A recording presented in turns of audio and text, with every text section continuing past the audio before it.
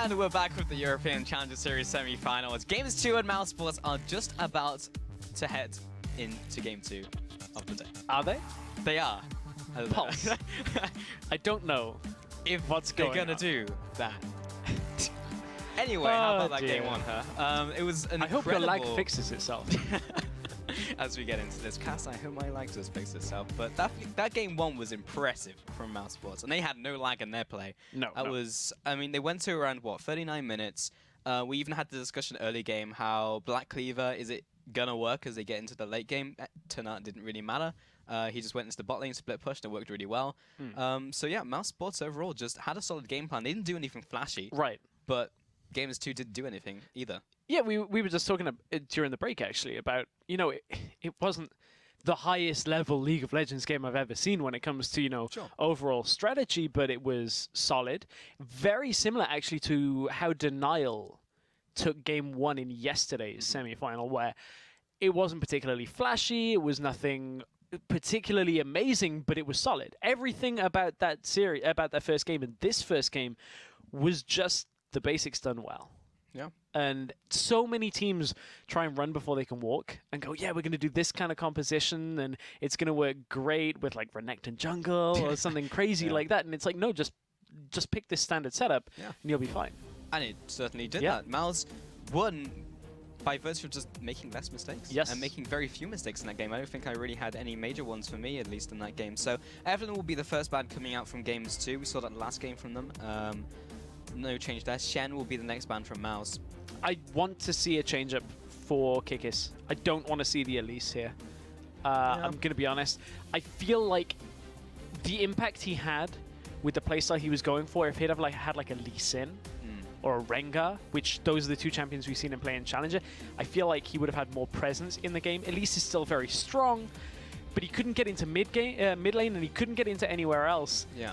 And he couldn't farm fast enough to actually get the items rolling. I still question whether it was the pick or whether it was just him not doing a whole lot in the early game. We'll see, we'll see. I mean, there's two jungle bans coming in here, Evelyn and Rek'Sai against Dan. Shen and Alistar will be banned away, could be support, could be top lane as well. Ron will be the final ban against Smitty Jade. I mean, yeah, nothing really out of the ordinary there. And then Twisted Fate up against Sire. So some change in bans from Gamers2. They felt that those were a problem for them in Game 1, and they do first pick the Victor as well, just a safe mid laner here. Yeah, we saw the Victor first pick in yesterday's games, pretty much predominantly in all three games, actually, I think, maybe. Yeah, I'll have to go back and double-check Game 3. Picked up all the time. Over on the other side, though, Mouse are likely to take away the Elise if they want it. As we said, it's not really Mouse's style when it comes to having the teamfight presence coming from the jungle. I don't know whether we'd see something like a Gragas come from Dan if Nidalee and Elise are both available. Depends how willing he is to flex his style to what the team needs from this pick and ban phase. Well, it's going to be that Elise, and this will be this time taken by Dan. So he's going to try and show Kickers how it's done, but we'll see if that works out in this game. Elise, everyone is touting as an extremely strong jungler right now, along with the Corki from Mouse as the first pickup. Hecarim's still up. Didn't see it banned away. No real top lane presence yet outside of the ban phase. So we'll see whether Gamers2 maybe want to try and take that away. I think it's a fairly certain pick here if Mouse kind of want it. Although if they go mid lane and bottom lane, they can actually counter pick top. So I think Mouse might hang on and sit back and wait to see what they want to do now that Gamers2 have just taken their bottom lane away. Well, what's for certain is Sivir and Braum have been picked up from Gamers2 here. Sivir, again, will just allow Jesse to speed up the team, get into fights. Last time that was heavily mitigated out from the Janna pick. We haven't had a support pickup yet from Mouse, so that's still a possibility. Braum as well would probably suffer in the bottom lane against the range matchup. So they have that already locked in. Mouse, we'll see what their response is. Again, I'd just love to see Binsu on more carries top lane, maybe just the Hecarim again, it's still open. It is still open. I don't think there's too much value if they were to pick up the Hecarim here, just in the sense that you then give away the solo lane over to Gamers2. You know mid lane's already been locked in, and this is the matchup that we've seen so much in the European LCS. Yep, Varus and Victor. Yeah. And we'll see how this one works out. I mean, Victor has historically just kind of had a really low win rate. We'll see if the Varus can just abuse the victor in the mid lane. But in both the LCS here in Europe and the Challenger Series, elsewhere it's still very strong. You look at LCK, still doing well, putting up the numbers. Interesting that over here it certainly has started to fall off.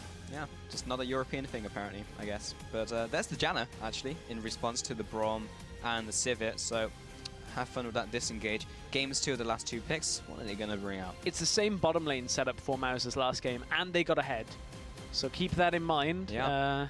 You know, MOUZ, they'll always have the opportunity to pick a solo lane, counter pick a solo laner as well. They are on red side for all 3 games, but today it will not be the Hecarim in game 2 coming from Gamers2. It won't, and Gamers2 now has to respond.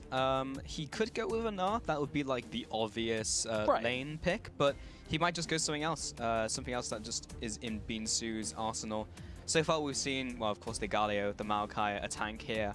What else does he play in terms of carries? We've seen a Rise. It hasn't been banned in this game, but has, of course, been changed in 5.14. Did get nerf battered pretty hard, so we'll see what Gamers2 brings out. What else does he have in his champion pool? What does he have? We'll see. We'll see Darius. Exactly what he has. But the Rengar locked in for Kikis. We saw this in game 2 against Team Dignitas. Yep. Got ahead early, stayed ahead, crushed the team against Team Dignitas. And, you know, I'm glad to see this. Okay, it's another champion that he needs the early game impact on, but Kikis has showed us his Rengar impact. Can he do it again? Yeah, maybe he can replicate Kyrie's performance from yesterday. That was incredible in the start of that series. And oh, it's going to be a Fizz, in fact, from Gamers2. Haven't seen this yet from him in the Challenger Series at least, but of course must have been practicing in solo queue. Up against the Hecarim, it's a fine matchup. Flashless on both sides, so if Dan gets up into top lane like he did last time, SmittyJ is in a less secure position than he normally would be. And as you alluded to, for now, Smite on the side of SmittyJ. He's got 3 seconds. He sit on it? He's got a little bit longer than that. It's not 20 seconds. So it is in LCS, but that's for swapping around picks. Yeah. I don't know about summoner abilities, actually. I guess it wouldn't matter because you can't see it. Yeah, exactly. I don't think it's like, ha, I'm gonna mind game them. They're gonna see. They're gonna look over and see me click, and they'll be like, oh, he's changed summoner ability. But at the same time, what benefit would he have from changing at the last moment apart from being like, oh, I was doing my mastery? Sorry. Maybe he likes to play it risky. Like me, I only have 1 mastery page, so before every game I reset my page and manually input them again. The worst of your last pick though, because you have even less time. Oh, it's terrible. Like Black Market Brawlers, you get hardly any time, so I like lock in and I'm like, great.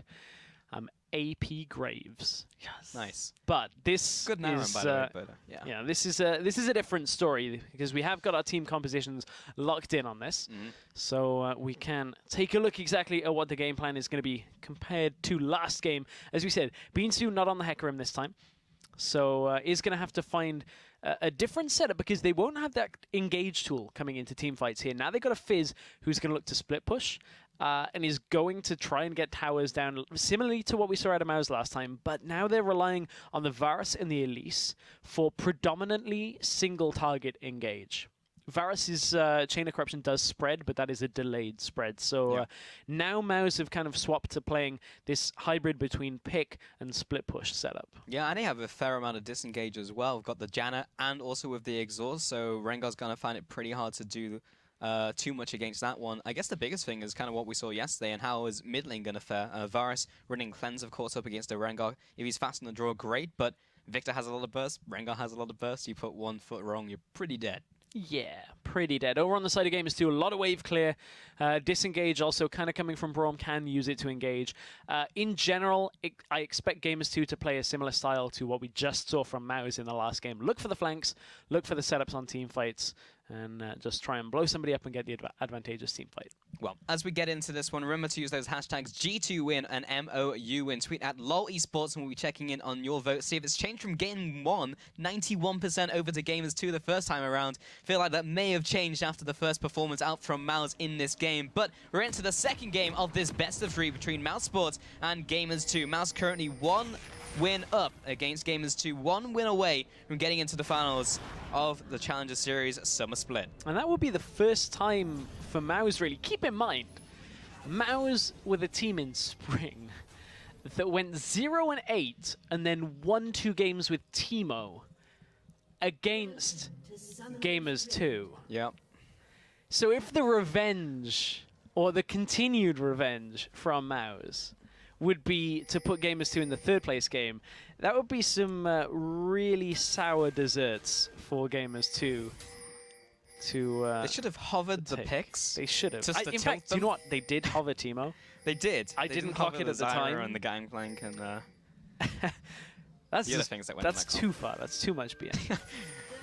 they even hovered the Heimerdinger. I've seen a depressing amount of that in solo queue recently. I don't know why. Hybrid placing down those wards there. We can see again both teams getting us early vision. Lane spot wards go in from both teams. Actually in range of that turret, so it has been pinged out from Mouse. So they have that information. Games2 have that information. So pings all over the map. I'm not sure if all of those mean something, but there are definitely pings. What do they mean? The Apparently- signs. What do they mean, Pulse? The numbers. But yeah, someone had an on the way ping to mid lane. If think that I was from get what perks, that that would make a means. lot of sense. Is that just like the new meta? You ping your lane. We're basically playing AI versus bots here, or co-op versus AI. Yep. I'm going here, Vladimir Bot. Kikis is just like, I'm going top lane. All game long this time. I mean, Put he the might. pressure down. Smitty J into Binsu. You burn that E from Fizz we saw yesterday. Can potentially pick up that kill into Fizz. Remember, there's no flash out from Smitty. So once he's in, he's in. I realized I said AI versus bots. That would be the stupidest game mode to watch. When robots take over human players, AI Skynet. versus bots. That's actually what this is the platform for. But the platform right now He's is gonna take this red. for double jungle. Not really. Both have smite on the side of Gamers2, but it isn't full on double jungle. They're just going to take that experience to begin. Saw this in the last game. Very similar for both top laners. However, the departure is Gamers2 put their bottom lane up in the top lane. And now Mouse is heading up top with Mountain only. So now they got a Fizz and a Janna top lane. They just used teleport to get Binsu up there. So Binsu's not going to get a lot of farm here. Even with the Janna around, this is going to be a tough ask to try and get farm. That is an odd decision coming out from Mouse, unless they're now expecting to bring Dan up and expect G2 to bring both Kikis and Smitty J, and they're going to look to defend this turret 3 versus 4, which typically works out okay, depending on how Gamers2 can balance their crowd control. We've seen it go very well for teams like Fnatic, where they've been exceptionally clean, but we've also seen it backfire. Yeah, I mean, 4 versus 2 on the turret is always very risky. Even the very top levels of play, you can see mistakes happen, so it may be safer just to not. Kika's going to be taking this top crab, so he gets the vision over the top area, so it does seem like somewhat of a setup. However, now that it's pushed under tower, you can see that Binsu has been able to get some CS. It's when it pushes all the way up. So Binsu now has to kind of only go up when the shield is on, and now back away, because he can't afford to take more than about 2 autos from this Sivir before he's really under a lot of pressure. Well, in the bot lane, Smitty J is actually going to turn up just as the minion wave arrives, so he's not even going to be put around behind by this decision from mousesports. Cedric in here in this solo lane up against Hecarim, I mean, he'll do a bit of poking, he'll do a bit of farming, but that's all he's really going to do in the bottom lane. Dan comes down, just laughing out in top lane, why not? But Dan, going into this bottom lane here, maybe just clearing out some wards. Kikis is going to read this and be in the bottom sides of the map. He's going to go for those Krugs. Dan will head around the corner. He's been seen out by this ward, however. And Smitty J will react to that one, just allows Kikis to get those Krugs without any interruption from Dan, who's level 4 versus level 2 for Kikis right now, as he pings level 3. Yeah, so Kikis spent a lot of time just going around the rest of the jungle with Smitty J to start this off. But mid lane, Dan is going to look for the first gank of the game. And that's the Cocoon as well. That's going to be the cleanse being burnt from Perks and the Flash. Yeah, 2 summoners with 1 Cocoon. Buy 1, get 1 free on summoners. That Cocoon is deadly now, though, at rank 1. One of the big problems with Elise was after she got nerfed a while back. It was to do with the Cocoon duration in especially the earlier ranks. Now it's had an extra 0.6 seconds added to rank 1 Cocoon.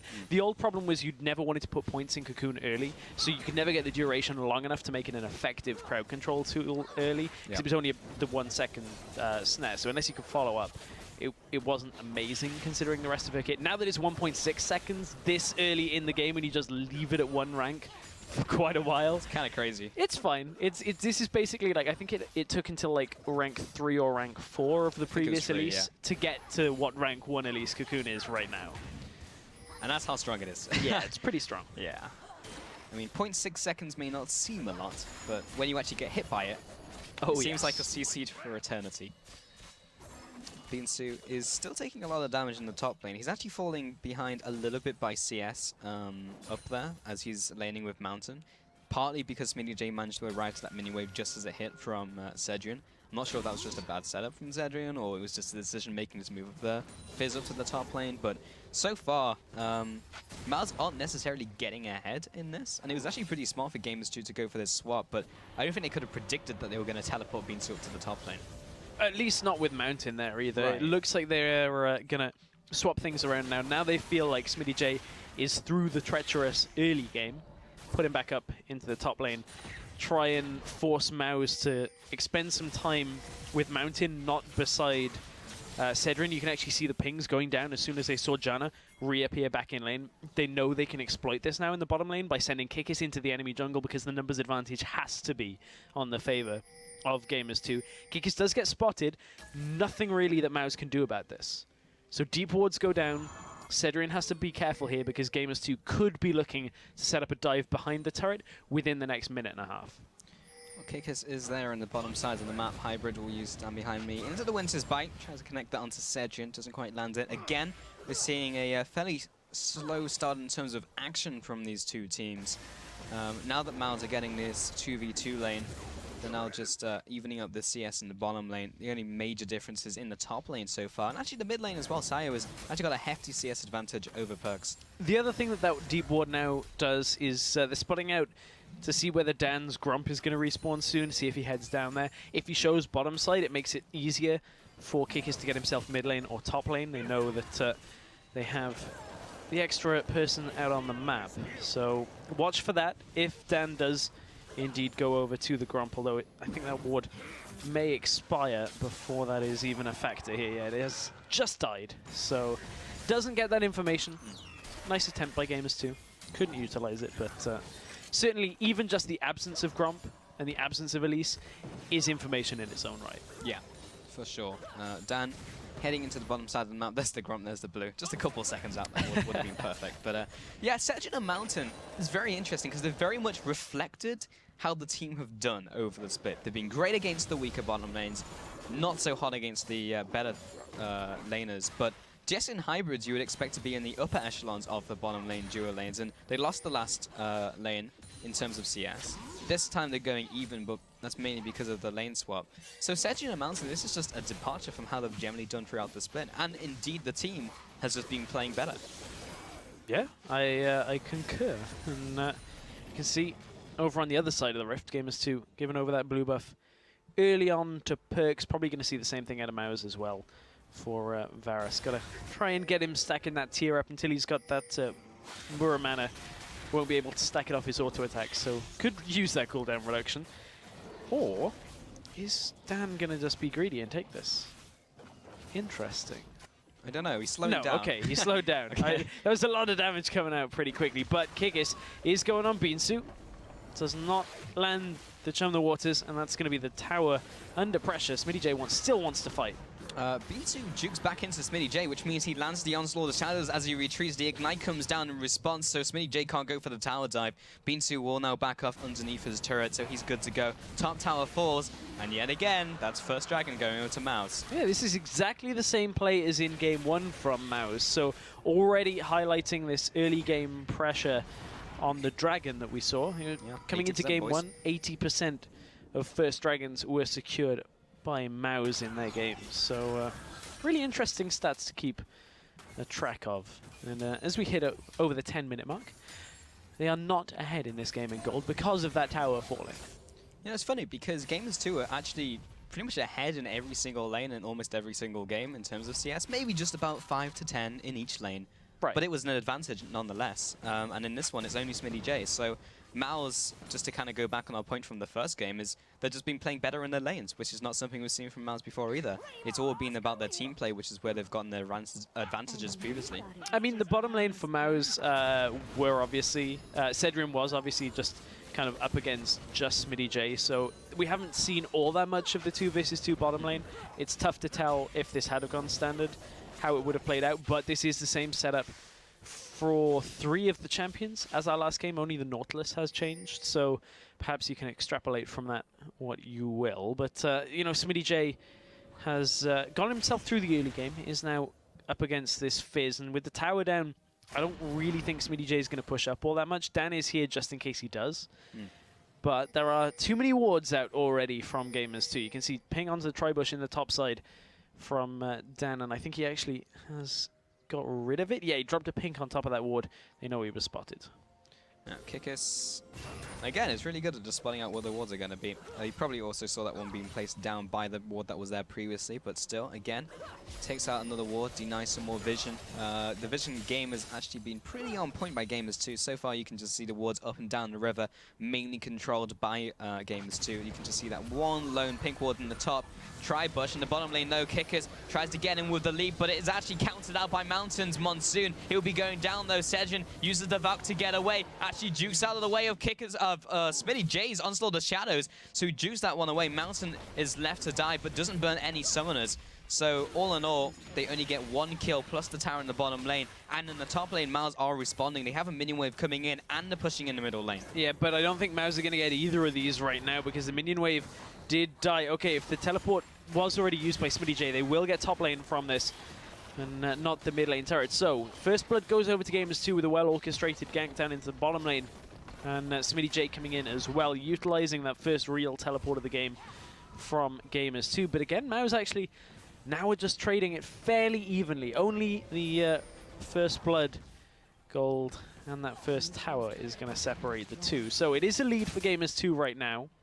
Can they build on that lead and continue their ways in this game? It'd be a departure from Game 1's setup. Yeah, for sure. Most likely going to wait for those Triforce spikes as well, just like Game 1. Hecarim before, this time Fizz. He will be looking for the Trinity Force. He picks up the Phage as well. In the bottom lane, still running Corki, of course, so he's looking also for that Trinity Force. Mid lane now being sieged in by Gamers2, will be shielded up by Mountain, and that tower literally took no damage. Look at the vision control, though, that Gamers2 have on the map right now. There are no wards for Maus past kind of the, not even quite the entrances of their own jungle.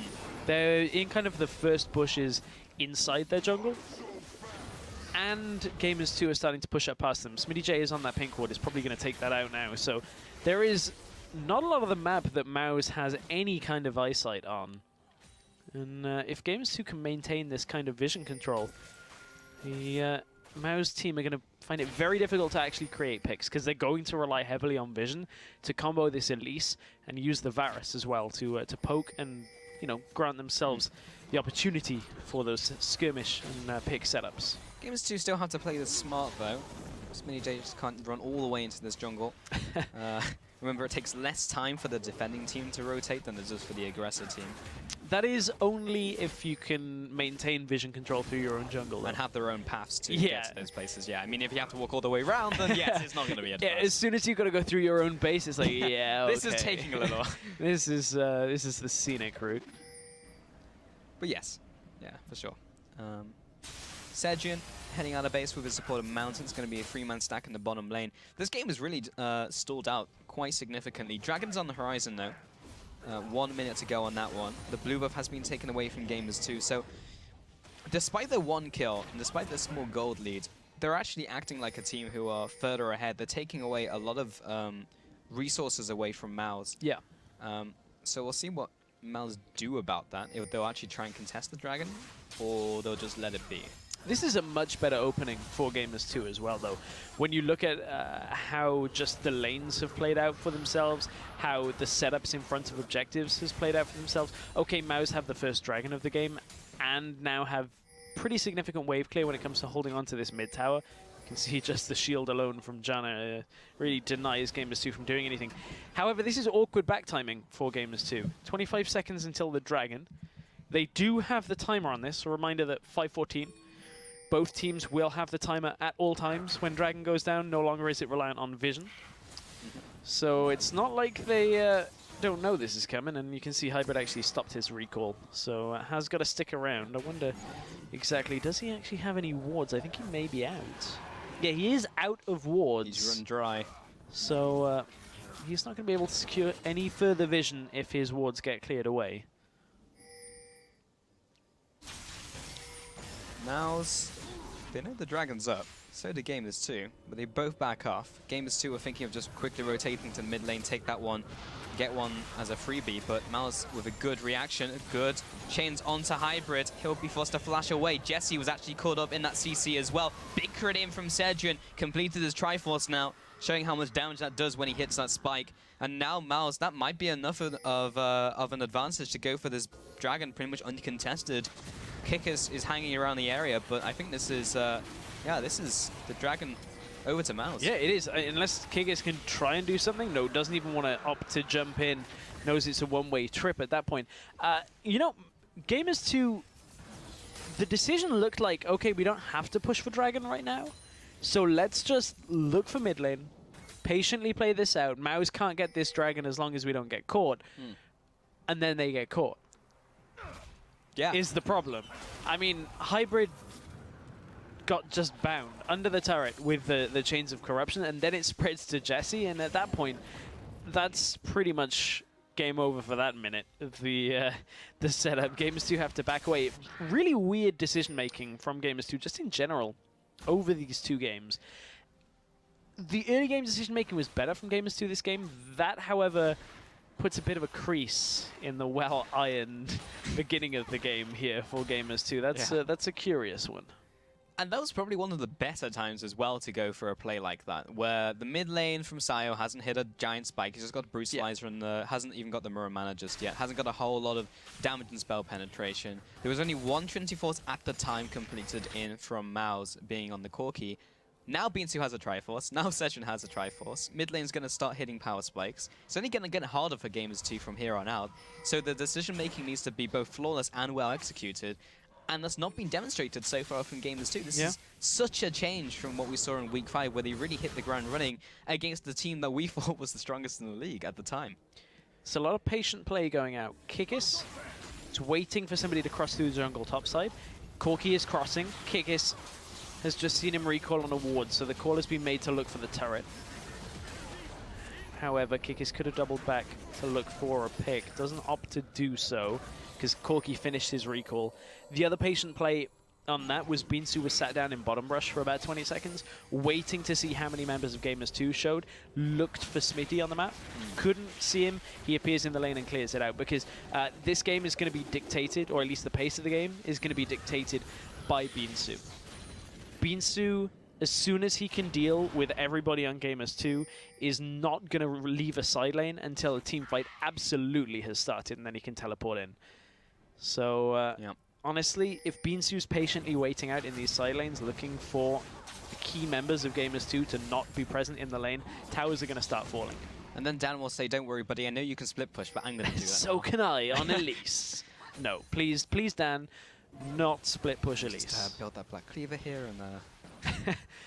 Please, I actually like that pickup last game, but this time on Lee's, not so much. No. Also, he's got no way of crossing the map. So Rek'Sai has an ultimate.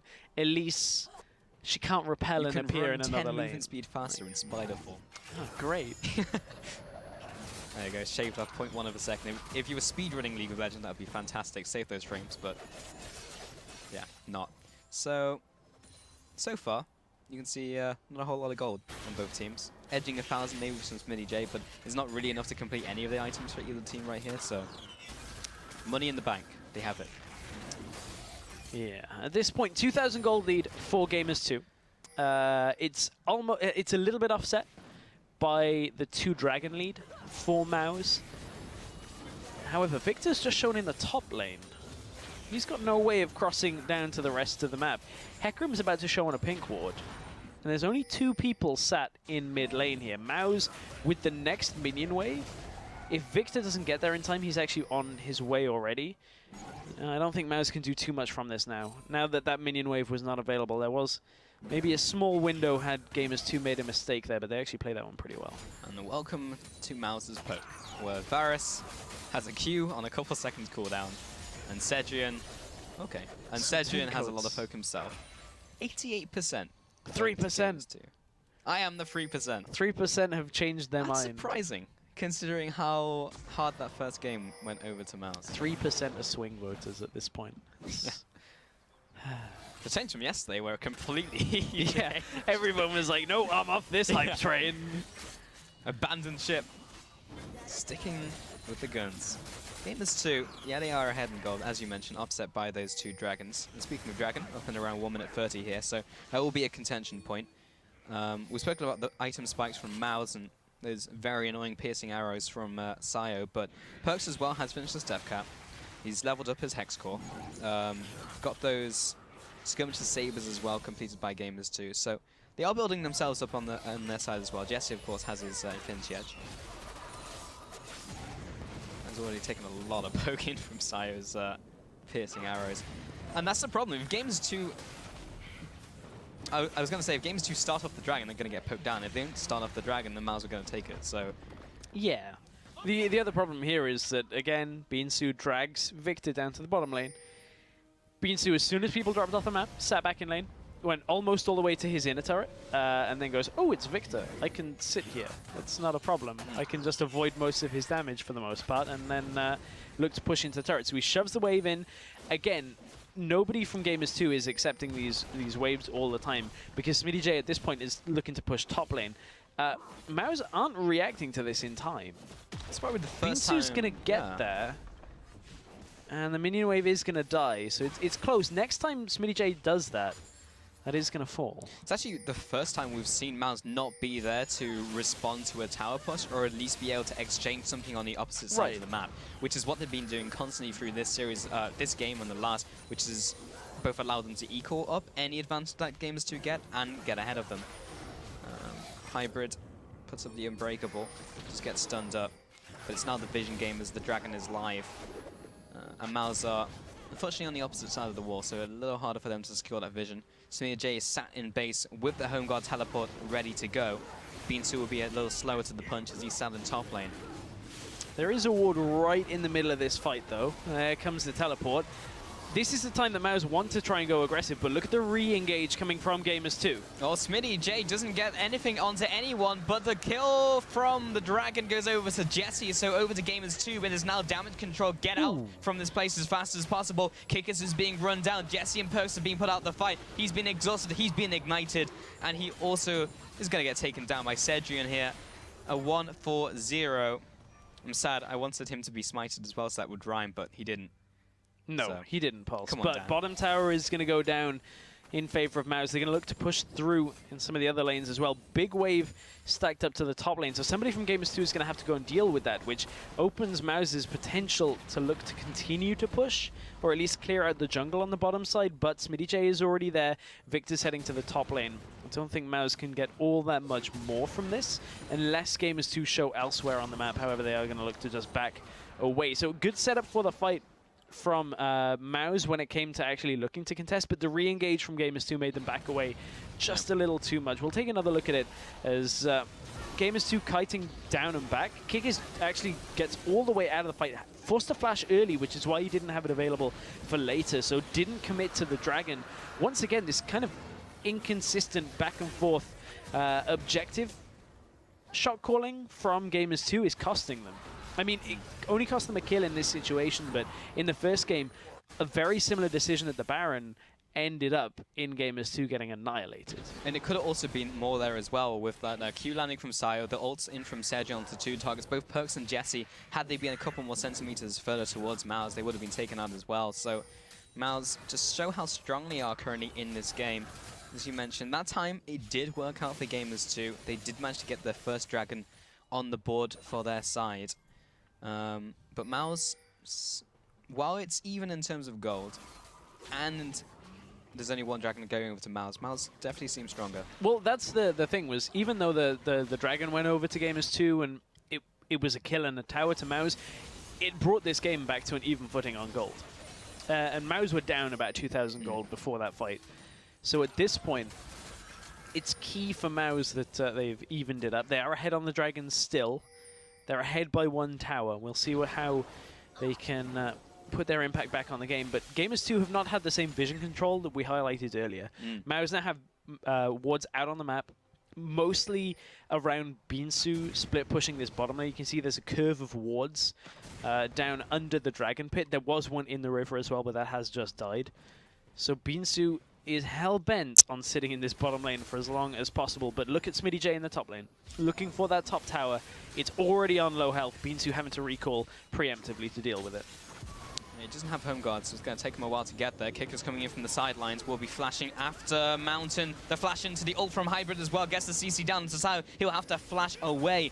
Kicker's only used his ultimate in that engage. Had already used his flash. So lots of summoners burnt from both sides. No more will actually go down, meaning the mid turret should stay alive. Sao is very low, but he can clear out this minion wave from very long range, as you can see there.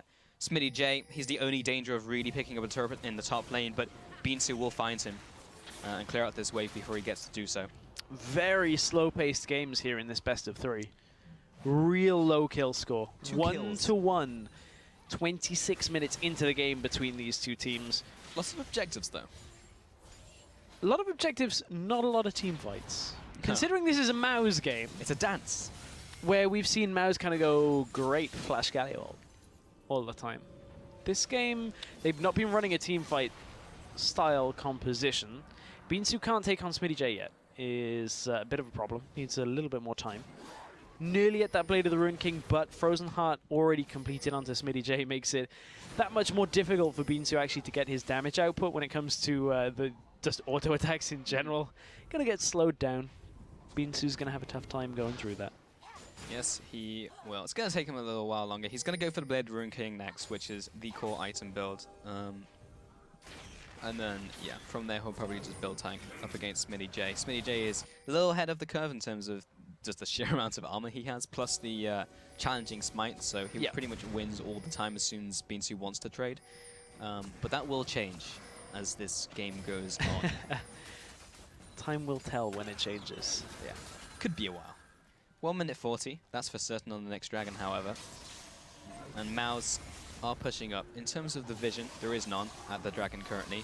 Here comes the engage once again using On the Hunt, jumping onto Sayo. This will be cleansed out. Kickers, gets CC'd up by the ultimate from Sayo and the knockback from the Monsoon. Kickers trying to get onto Dan, but Dan's already gotten onto Kickers, picks up that kill. Jesse leading after the fight. Comes in with the Boomerang Blade.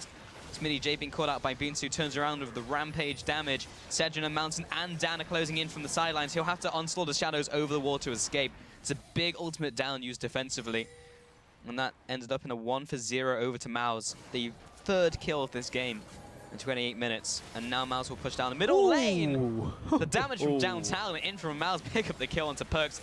Made it the 4th kill of the game. Middle turret will go down very, very quickly over to Mouse. And Dragon up in 40 seconds. They can easily get the dragon, easily get the vision for this dragon. Kikis is really struggling to get into this game. He is just not able to set up any kind of fights. Similar to game 1, he just couldn't get anything from the game at all.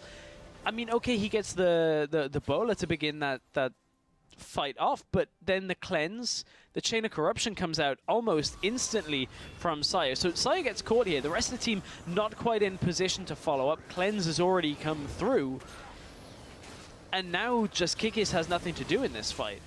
He gets pushed away to the side. Dan, that's easy pickings for him. He'll take that fight every single day of the week. And then Gamers2 just seem to run out of options. Beansu at this point says to Smitty J, if you continue going through this point, I'm going to all-in you, and the rest of my team will take the rest of your health away. So you can't look to ult from the side here. No real setup there. Even though the teleport was available, no wards to teleport to, and down goes Perks in the middle lane to round it all out. Death Ray, big one. That's all they need. 4 towers to 2 currently, 2,000 gold advantage, 1 dragon advantage over 2 Mouse in this game. That is the Muramana completed in the mid lane from Sayo. He's got the Last Whisper, the double Trinity Forces in from Mouse, plus the Blade of the Ruined King. Lots of completed items currently in from Mouse. Gamers2, meanwhile, not too much of a change since we last saw them. Beansu in the top lane now trading up against Smitty J. Does he have the damage now of these 2 items? Looks like that's going to be the case, even with the smite. But the turnaround from Smitty J using the E and the ultimate as well will run down the Fizz. He'll be able to get the top turret, but maybe his team will suffer in the meantime. Kickers again jumping into that back line, but CC'd up and CC'd down, so he can't get any kill to happen. That's the top turret coming out from Smitty. Someone is going to have to recall to deal with him in the near future. Yeah, Gamers2 is not able to deal with Smitty J head on at this point, and if it keeps going this way, I don't know how long it's going to take him actually to be able to deal with it at all. They got Smitty J through the early game, and now Gamers2 is struggling to have any impact in a lane that Smitty J is sitting in.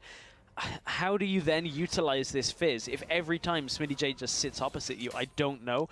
The Dragon going over to Mouse puts them on to the count of 3. Dragons right now. They're playing 4-5 Dragons. That is how they're going to look to close this game out. But that means we've got another 12 minutes on the clock realistically before Mouse really can start getting their objectives under wraps. Yeah.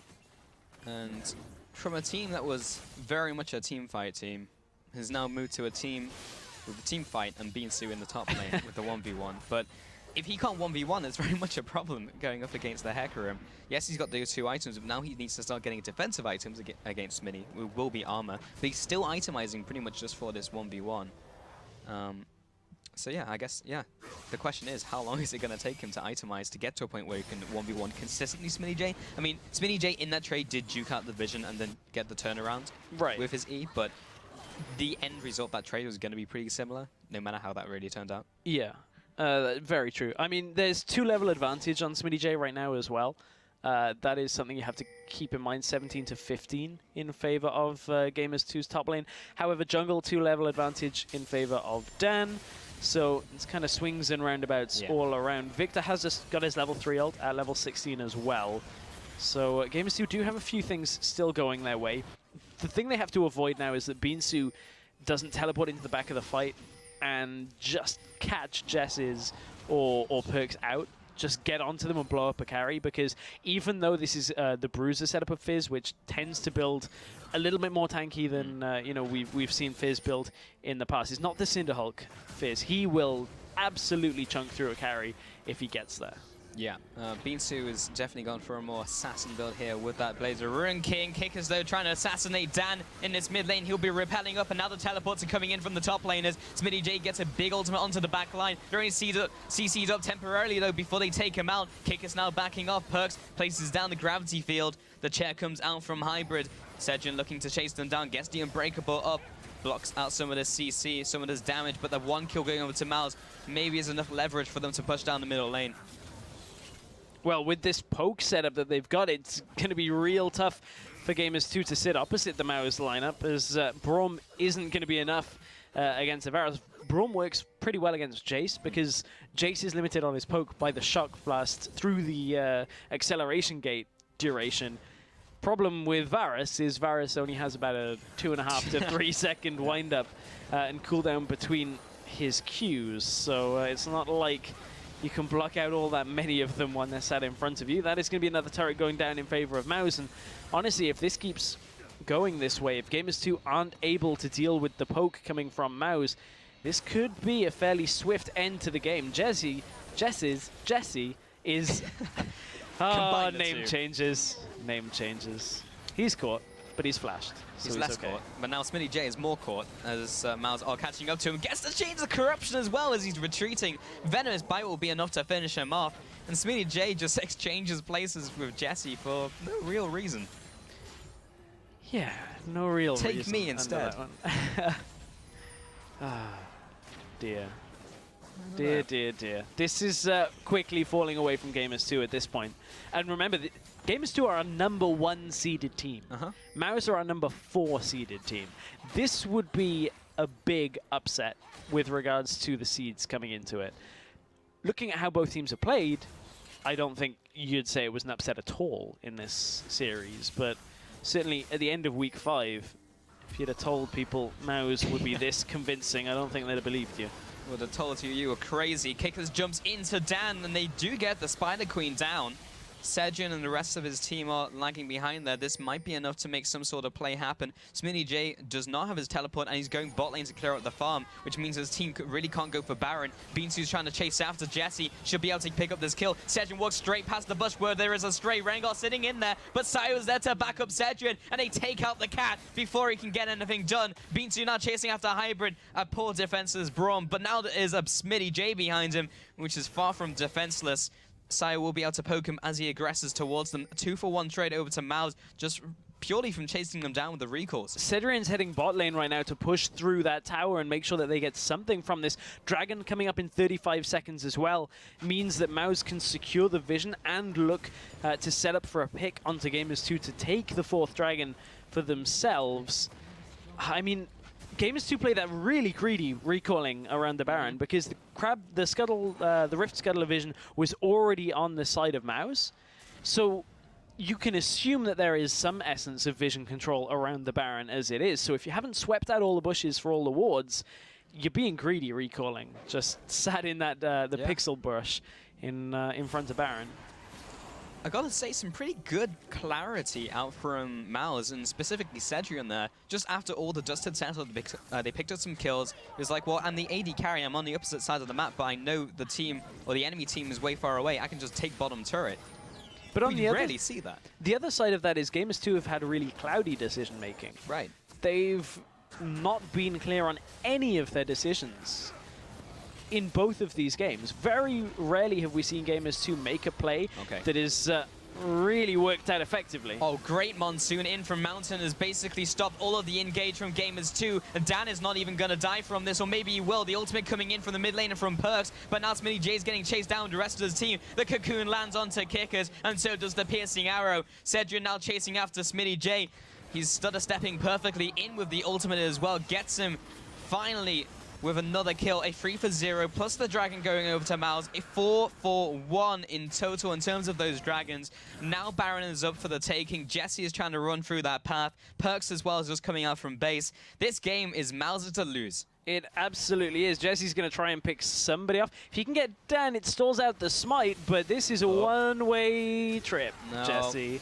I mean, it was a good attempt, but as soon as Dan realizes he just needs to swap into Spider Form and Repel, and all of that is gone, and he reacted too fast. That fight that we just saw coming from, it is enough, actually, to stop Mouse. Looking at how low Dan's health is, and the fact that Perks is still alive, they have to back away from this. One stray laser would pick him off.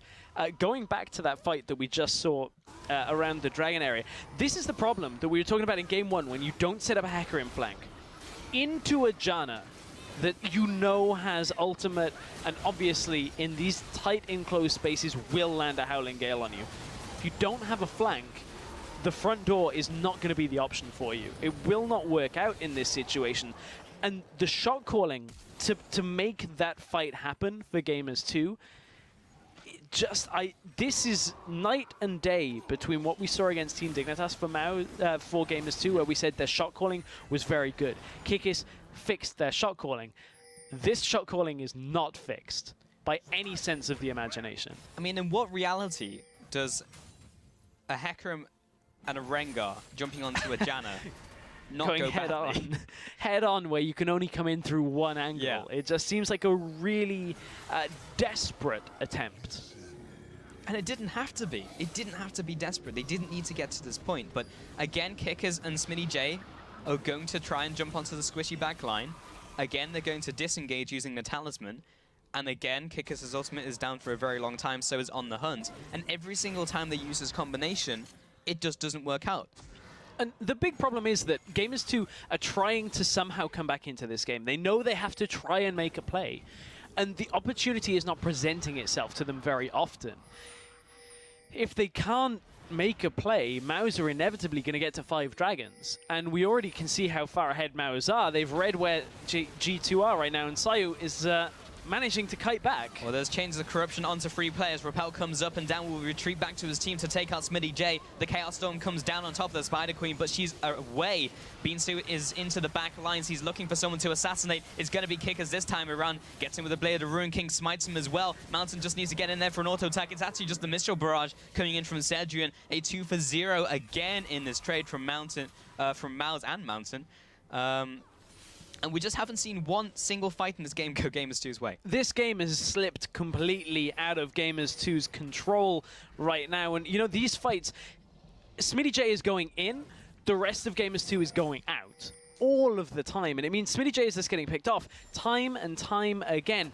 Compare it to Beansu's Hecarim from the last game. Beansu had such a better game comparatively, and now we've got this fight around the Baron. We'll see whether Mouse can secure this one. They do. Yep. And now they're just going to try and chase down Gamers2. If they can pick up any more off of this, they will probably crack that inner shell of turrets. This is so difficult to deal with right now for Gamers2. Mouse will just use the accelerated recall back to base. Let's just see that catch once again that set up that Baron though. Smitty J is going in.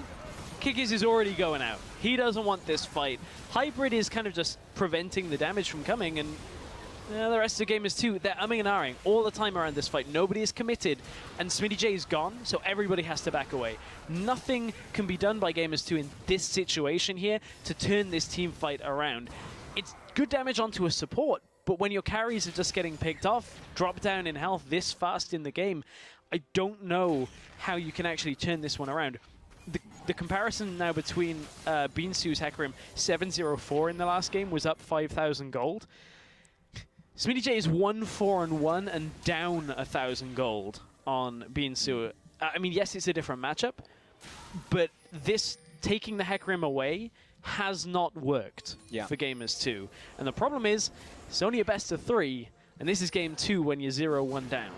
Different matchup, different circumstance, but they picked the pick to take it away from Beansu and make something happen with it. And ultimately, he hasn't done anything at all. And speaking of which, he has been called out in the middle lane. He's fairly tanky, however. But yeah, has not yielded a whole lot of results other than just stopping Beansu from running rampant all over that solo lane split push. Sayo and the rest of his team, they're just setting up the preemptive vision for this dragon. It's 5th dragon, so they do not need to make any proactive play at all. They can just sit back and wait for this to happen. Oh, well, they're going to try and make it happen. Is it going to work from Gamers2 this time around? Another engage. Hybrid this time is on the front lines. The support gets blown up. Dan is taking a lot of damage. Sejun's on the front line, but apparently it doesn't seem to make any difference. And Gamers2 just simply do not have enough in the fuel tank to make anything work. And now Mouse are making a very smart decision. This is going to run down the middle lane, cut Gamers2 off. They know that Gamers2 can't take them in a head-on confrontation. No, there's absolutely nothing they can do, and they're going to get poked out. They've been routed out of their base already. Now they're onto the inhibitor turret with this Baron buff, which doesn't actually do anything for them right now because there's no minions there to buff up. Mouse are just brute forcing this down. They take the tower, they take the inhib, now they'll just back off. Dragon is in 8 seconds. Hybrid is down for the count. This is a 4 versus 5. The only thing that is going Gamers2's way in this single scenario is that Dan is chunked. If they can make something of that, that might work. Smitty J coming in for this very last TP, but it has been scouted out by Mouse. They already have that walled up. They'll turn around. They'll stop that engage from happening. Now Kicker's off to the sidelines. He really needs a steal to happen. Otherwise, this is curtains for the team of Gamers2. The Dragon is going down. Mouse are trying to make it happen. It's smited down from Dan. That's Aspect going over to mousesports. And Kickers gets chunked out of the fight. Jesse dies as well. Smitty J called off away from the rest of his team. That's the 3rd kill going over. Yes, they killed Sejun, but it doesn't matter in this circumstance. Dan looks for the kill onto the retreating Perks. Doesn't quite get him, but this is probably going to be game here for Mouse. It is an absolutely convincing performance. This one was a little bit closer out from Gamers2, but Mouse in both games have looked far more consistent than we've seen from them the entire split long, and they're pushing on to the Nexus turrets, and only 2 members of Gamers2 are there to defend. It will not be a successful defense. mousesports have turned up in this one, Stress, and take this series 2-0 over first seed Gamers2. They make short work of them, and mousesports will be heading to the finals. That is a result that you look at all the numbers from the entire split, the play styles from the entire split, comparing especially the last couple of weeks. That is some growth from Mouse that is at the right time. The opportune time to pull out a performance like that is in this first round of the playoffs, because Mouse, at a minimum, now have a shot at the LCS. Yep. At a minimum, they're in the promotion tournament against either Gambit or SK. And that Mouse looked more solid in their execution in the majority of games 1 and 2 than I actually think we've seen at times from both SK and Gambit. Yeah. I'm not saying that the skill levels, are close enough to compare. I don't actually really have an answer to that right now. But for consistency's sake, in those 2 games, MOUZ looked pretty strong. Yeah, in terms of consistency, I would say maybe SK and Gambit have been a little more proactive, but of course we can't really judge until we watch them play. Right, and we're getting ahead of ourselves on that one as well, because Team Dignitas have looked inconsistent here in the Challenger Series in the last few weeks. So MOUZ realistically are in for a shot for automatic promotion. Yeah. Like, realistically, looking at the games from this week as isolated incidents, I actually think MOUZ could have that chance. Yeah, very real possibility, Stress, and that was such a change from them. But we are actually going to sit down and talk to Sayo after his game there as Varus in that last game. Hey, Sayo, how's it going?